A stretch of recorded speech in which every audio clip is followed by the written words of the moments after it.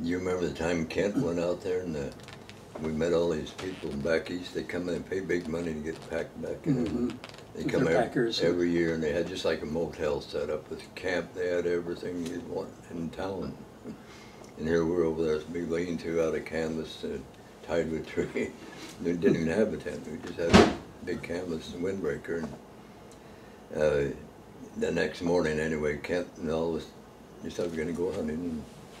And, Kent's the one that run it. Well, we talked to these people from back east, and they said, well, if you get a shot at any elk, we all got tags, just get some for us too. And a whole bunch of guys, and Kent did just that. We went, it wasn't 2 hours, we heard a lot of shooting. Kent was by himself, and he had elk all over that ground. I think there's 13 elk, and these eastern guys promised they'd send pictures. Oh. That's all they wanted was the trophies, these big heads of elk.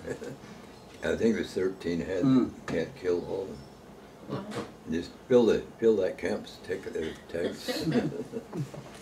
Boy, he was a shot. He couldn't miss it. He just landed right in the herd of them. Yeah. But he's pretty proud of that hunt.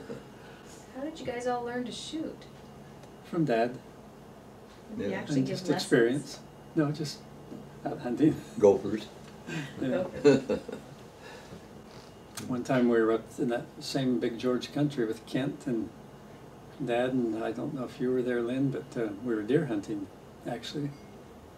And as we went up the trail, there was a group of people stopped along the trail with binoculars watching something way up on the hillside.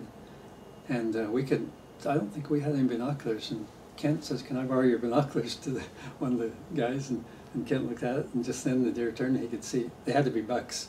Sometimes you can shoot does, but this had to be bucks.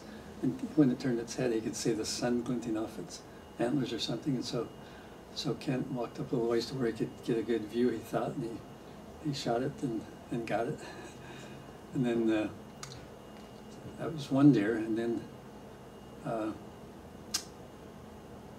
let's see what. Oh, I had Garst 22 high power, and we spotted another deer, and I shot it in the leg, and it ran up over the top and down the other side.